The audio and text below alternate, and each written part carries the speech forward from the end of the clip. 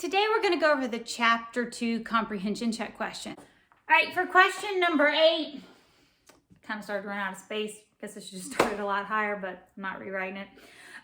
We get introduced to a famous chemist named John Dalton, and he came up with an atomic theory, and his atomic theory had 4 parts to his theory, and now we know that there are some flaws to his theory, but it was really good considering the technology and the knowledge that they had at the time. So the question asks you, it gives you 4 things, and it asks you to compare them and say which one is not consistent with Dalton's atomic theory.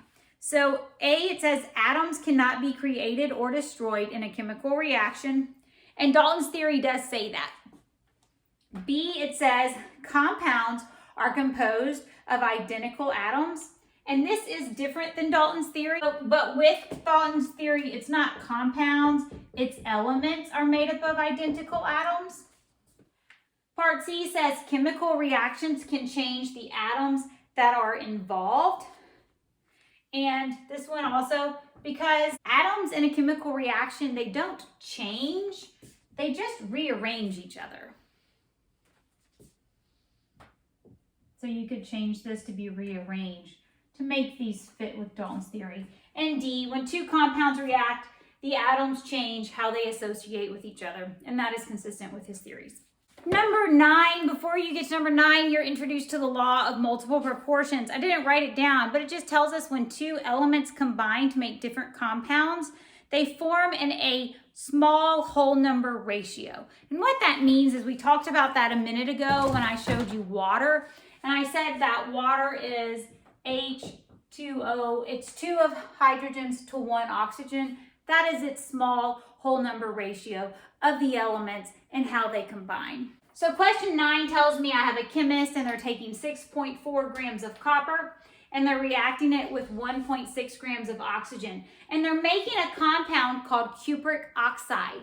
And if we were to write the formula for this compound, we would just write 1 like CuO, which means 1 copper and 1 oxygen. And if we had another compound that it can make, it's called cuprous oxide.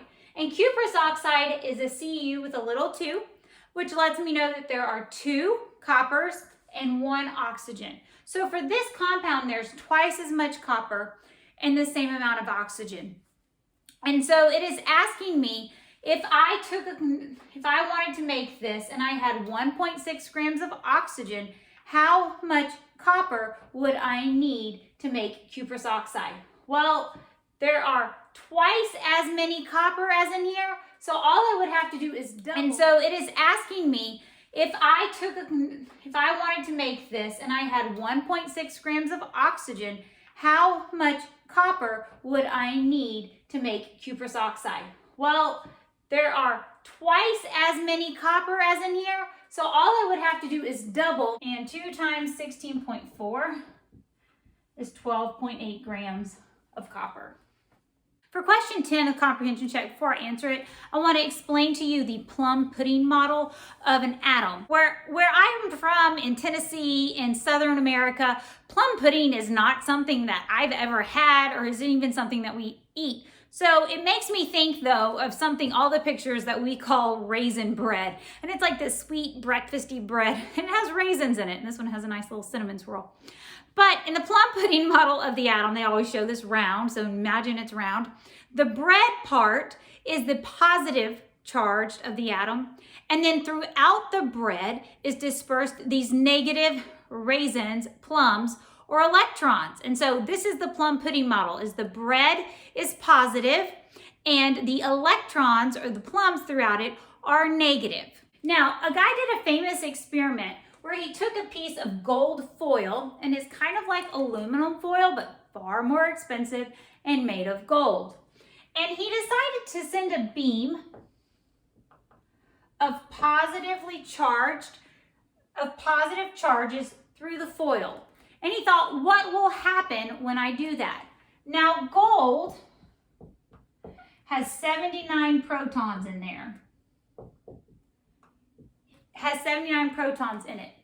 And so the theory is that what they thought would happen is as they shot the positive electrons through the gold, it would either go straight through it or it would bounce off of it.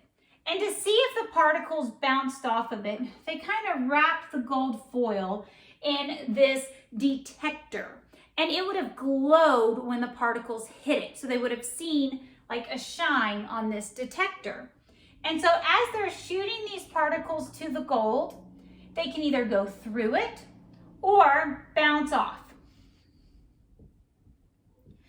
If you had the plum pudding model of your gold foil here, the positive charges would have gone straight through it, leaving you to just see a glow of charges over here. The reason why is since the plum pudding model has positive charges throughout it and electrons throughout it, there's no part of the atom that has a stronger pull of charge.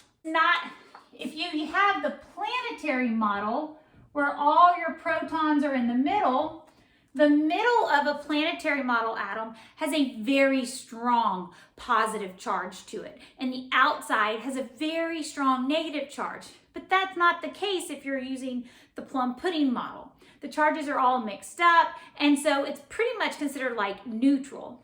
And so since it would be neutral, the positive charges would just kind of pass through the gold. But what happened is when they did this, they bounced off all around the gold. So what they predicted is that it's not the plum pudding model, is that it is the planetary model. Because as the positive charges would hit the center protons of the gold, like charges repel, and so they would bounce off. And they did. They bounced off all over the place. So question number 10 says that instead of using gold, let's say they used carbon, and carbon only has 12 protons.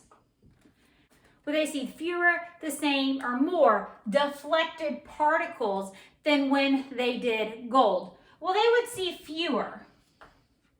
Because with only 12, oops, I forgot the end. With only 12 protons, that positive charge for the particles to bounce off of is not as strong. And so some would repel, but not as many. Last comprehension check question.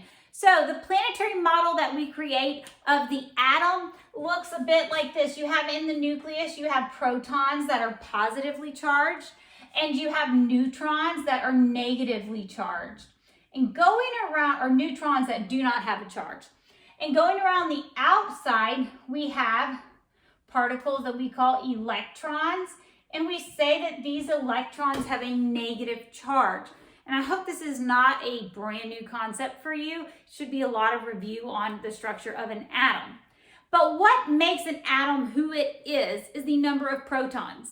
And if you look on your book at your periodic table, which we're going to get a lot of practice of looking at this, but there is a little bitty number above it. There's like a 1, 2, and a 3. That is the number of protons in those elements. So a hydrogen always has 1 proton. If it has 2 protons, it is not a hydrogen, it is a helium. So it's what gives it its identity, is the number of protons. Now, usually atoms will have, like all hydrogen atoms are going to have 1 proton, but the number of neutrons can change. And the neutrons are the neutral items in the nucleus. And so if we have a compound and they have different number of neutrons, we call those isotopes. So isotopes are simply elements that have the same amount of protons, but can have different amount of neutrons. And so for question number 11, it gives you 4 atoms, and it wants you to tell them which of these atoms can be isotopes. Now remember, to be an isotope, it has to have the same amount of protons. So we only actually have 2 of these that have the same amount of protons, and that would be atom B and atom D. What makes them an isotope of each other is that they have a different amount of neutrons. And so when you put more neutrons in this nucleus, sometimes we say it gets heavy or fat, but these are the same element. They are just isotopes because they have more neutrons. All right, good job. I will catch up with you later on the review questions for the chapter 2.